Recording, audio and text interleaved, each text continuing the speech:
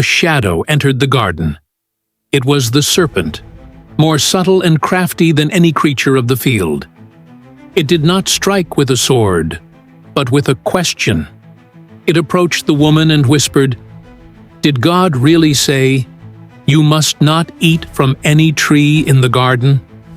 Eve, perhaps trying to prove her obedience, responded, "We may eat from the trees, but God said we must not eat from the tree in the middle of the garden, and we must not touch it, or we will die." The serpent pressed its attack, injecting doubt into her heart. "You will not certainly die," it hissed, "for God knows that when you eat from it your eyes will be opened, and you will be like God, knowing good and evil." The lie was not death, but liberation, the promise of power, of secret knowledge. Eve looked at the forbidden fruit. She saw that the tree was beautiful to the eye. She considered the fruit, and it promised wisdom. The appeal was overwhelming. In that moment, she chose to trust the serpent's promise over the Creator's word.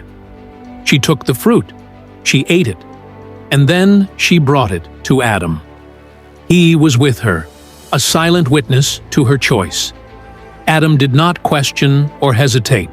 He simply took the fruit from her hand and ate. In that instant, everything changed.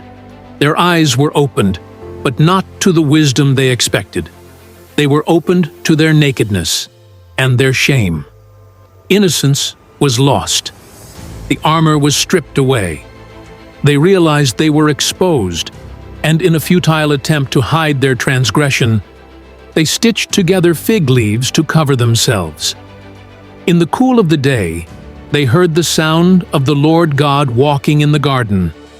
But this time, they did not run to him. They ran from him, hiding among the trees. "Adam, where are you?" God called, not because he didn't know, but to give them a chance to confess.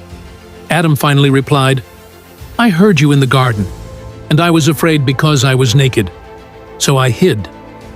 The interrogation began, and with it, the chain of blame. Adam pointed the finger at the woman. "The woman you put here with me, she gave me some fruit from the tree, and I ate it." Eve, in turn, blamed the serpent. Then came the solemn judgments, the consequences that would forever define the human experience.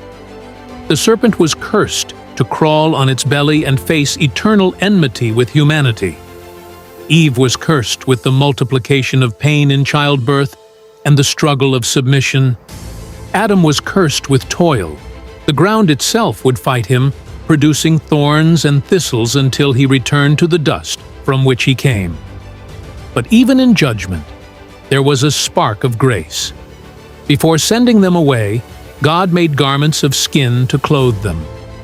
To prevent humanity from reaching out and eating from the tree of life in their fallen state, God drove the man and woman out of paradise. The gates of Eden were sealed, guarded by mighty cherubim and a flaming sword. They left the perfect harmony of the garden for a world of thorns, sweat, and death.